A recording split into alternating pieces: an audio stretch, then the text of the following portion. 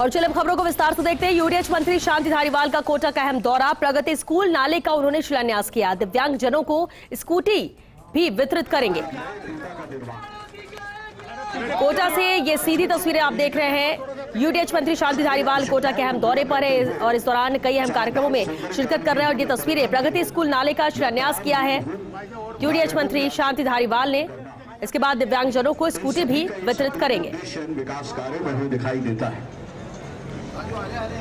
और ऐसे विकास कार्य जो वास्तव में जनता से जुड़े हैं, जो जमीन से जुड़े हुए उस हर नागरिक के साथ जुड़े हुए, जो सबकी आवश्यकताओं को पूरा करते हैं, जो सबकी ख्वाहिशों को एक नया सिलसिला देते हैं, ऐसे अनेक विकास कार्य और उन्हीं में। और कोटा से संवाददाता भंवर चारण हमारे साथ जुड़ गए। भंवर, तस्वीरें हम देख पा रहे हैं जहां शिलान्यास किया है यूडीएच मंत्री शांति धारीवाल ने। कोटा का अहम दौरा है और कौन से कार्यक्रम रहेंगे? देखिए श्वेता, बहुत आवश्यकता थी इस नाले की, क्योंकि न्यू गोपाल विहार, आकाशवाणी और बिजनगर से लेकर के और रेलवे कॉलोनी तक का जो इलाका था, वहाँ बरसाती सीजन में अक्सर नाले उफनते थे और घरों से लेकर बस्तियों तक में सीवरेज का और नाले का गंदा पानी भर जाता था।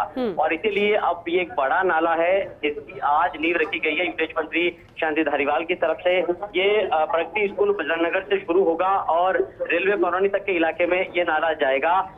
अमित धारीवाल जो कि कांग्रेस के नेता हैं, वो शांति धारीवाल के साथ है। इसके अलावा शहर कांग्रेस के जिलाध्यक्ष रविंद्र त्यागी, कांग्रेस के नेता डॉक्टर जफर मोहम्मद और इन सब नेताओं के साथ यहाँ पर इस नाले की नींव फिलहाल यूडीएच मंत्री शांति धारीवाल ने रखी है। और ये देखिए मैं कलवर्ट निर्माण कार्य जो है वो इस नाले का होने जा रहा है। फिलहाल तस्वीरें आपको दिखाने की कोशिश करें तो इसके बाद जो शिलान्यास समारोह है उसको भी यूडीएच मंत्री शांति धारीवाल यहाँ पर संबोधित करेंगे। लेकिन इससे पहले लोगों से मिलने मिलाने का जो दौर है वो लगातार जारी है। फिलहाल वो मंच पर पहुंच रहे हैं और मंच पर पहुंचने के बाद यहाँ उनका संबोधन भी होगा। कोटा में जिस तरह से 4000 करोड़ के विकास के काम फिलहाल श्वेता चल रहे हैं, किस तरह से वो आकार लेने वाले हैं, किस तरह से नए काम उनमें जुड़ने वाले हैं, ये सब बातें वो मन से रखने वाले हैं। और साथ में ये नाला कितना जरूरी था और किस तरह से बरसाती सीजन में जो पूरी की पूरी जो बस्तियां हैं वो एक तरह से हम कह सकते हैं कि पानी पानी हो जाती थी। कई बार नावें चलने की दरकार आ जाती थी, लोग जरा सी बरसात में घरों में फंस जाते थे, उनको रेस्क्यू करना पड़ता था।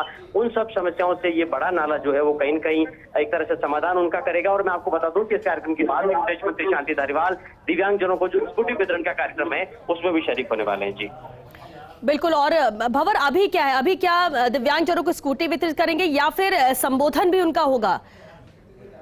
देखिए फिलहाल तो ये जो नाले के शिलान्यास का कार्यक्रम है उसके यूडीएच मंत्री शांति धारीवाल संबोधित करने वाले हैं और आप तस्वीरें देख सकते हैं। फिलहाल वो धीरे धीरे मंच की तरफ बढ़ रहे हैं। प्रगति स्कूल बिजनगर में ये सड़क पर ही मंच लगाया गया है और मंच पर पहुंचने से पहले दर्जनों लोग हैं यहाँ पर जो कि यूडीएच मंत्री शांति धारीवाल को अपने अभाव योग देना चाह रहे हैं। कई संस्थाओं ने उनको ज्ञापन भी सौंपे हैं और यहाँ से लेकर पूरे रास्ते में उनका कई संस्थाओं ने, स्थानीय विकास समितियों ने उनका अभिनंदन भी किया है। तो लोगों से मिलते मिलाते फिलहाल यूडीएच मंत्री धारीवाल मंच पर पहुंच रहे। लेकिन इससे पहले जो प्रगति स्कूल है जिसके ऑनरशिप कांग्रेस नेता डॉक्टर जफर मोहम्मद के पास है, उनकी तरफ से भी, स्कूल प्रबंधन की तरफ से भी यहाँ धारीवाल का अभिनंदन हो रहा है, स्वागत हो रहा है और इसके बाद वो मंच पर पहुंचेंगे और यहाँ उनका संबोधन भी होगा। जी बिल्कुल। और इसलिए से बेहद अहम कार्यक्रम ये है। भंवर, इसके बाद भी क्या कोई और कार्यक्रम, क्योंकि कोटा के दौरे पर जब शांति धारीवाल रहते हैं तो कई कार्यक्रम होते हैं, बेहद अहम चीजें ऐसी होती कार्यक्रम जिसमें विकास कोटा का नजर आए और भविष्य में वो काम होता हुआ नजर आए। क्या आज भी इस कार्यक्रम के अलावा भी